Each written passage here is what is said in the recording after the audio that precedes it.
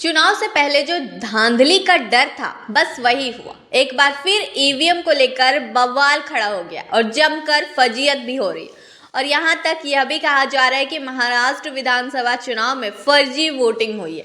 साथ ही साथ ईवीएम में एक बार फिर खेला करने की कोशिश भी की गई है।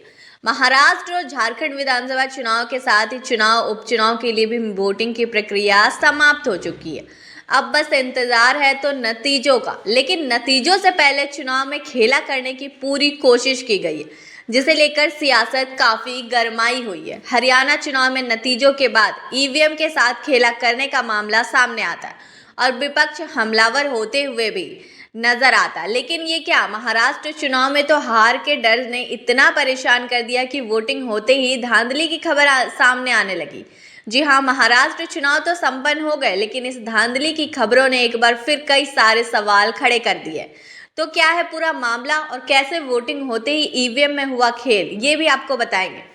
साथ ही महाराष्ट्र चुनाव के बीच सुप्रीम कोर्ट के एंट्री लेते ही कैसे बदल गया यह पूरा चुनाव, उस पर भी आएंगे। लेकिन सबसे पहले आपको बता दें कि इस बार का महाराष्ट्र विधानसभा चुनाव कई मायनों में बीजेपी के लिए मुश्किलों भरा रहा है और कहीं ना कहीं बीजेपी के लिए ये जान गए हैं कि इस बार भारतीय जनता पार्टी की रणनीतियों ने भी कुछ खास साथ नहीं दिया।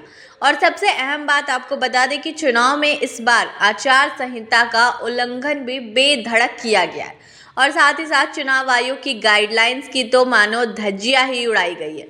लेकिन चुनाव आयोग बैठा मुख्य दर्शक बना रहा है। जैसा कि आप सभी जानते हैं कि महाराष्ट्र वोटिंग से ठीक एक दिन पहले ही मामला सामने आता है कि बीजेपी के दिग्गज नेता पैसों का खेला कर रहे हैं और हार के डर से बीजेपी पैसा भी बंटवा रही है। अब इसका खुला सबूत भी दिखा, क्योंकि वीडियो भी बाकायदा निकलकर सामने आया, लेकिन इस पर भी चुनाव आयोग की तरफ से कोई सख्त एक्शन नहीं लिया गया। अब बात बस यही खत्म नहीं होती है। झारखंड में तो भारतीय जनता पार्टी ने सारी हदें ही पार कर दी थी। इस चुनाव में अगर देखें तो विज्ञापन ने काफी जोर पकड़ा और बीजेपी की ऐसे विज्ञापन जारी किए गए जिससे ये साफ साफ नजर आने लगा कि भारतीय जनता पार्टी को अब चुनाव आयोग का कोई डर नहीं रहा। अब भला आप ही सोचिए कि जब इन विज्ञापनों को लेकर एफआईआर तक दर्ज हुई लेकिन चुनाव आयोग ने कोई एक्शन नहीं लिया, तो विपक्षियों ने चुनाव आयोग पर बीजेपी की बोली बोलने का जो तमगा लगाया, इससे बिल्कुल भी मुकरा तो नहीं जा सकता। अब जब चुनाव आयोग केंद्र की सत्ता में बैठी बीजेपी पर कोई एक्शन नहीं ले सका, तो विपक्षी पार्टी को भी मजबूरन